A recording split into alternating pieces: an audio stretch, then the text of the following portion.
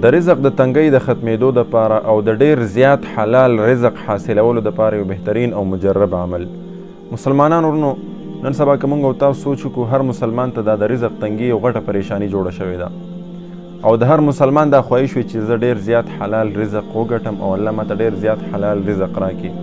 د دې دپاره زه تاسو سره نن یو مجرب او بهترین عمل شیر کوم او دا عمل د مفتی اعظم پاکستان حضرت مولانا مفتی محمد شفیع رحمه الله د هغه د مجرباتو نه او د هغه د عملو نه هم دا یو عملو چې هغه په خپل هم دا عمل کولو. عمل ډیر آسان دی.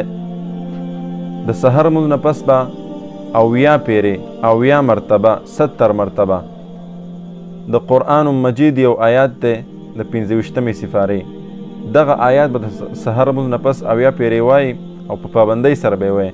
انشاءالله کله چې دغه آیات تاسو په پابندۍ سره شروع کوئ، د دغې وظیفه شروع کوئ او دغه آیات تاسو وایئ، نو انشاءالله د دې به 2 غټې فایدې تاسو ته الله درکوي.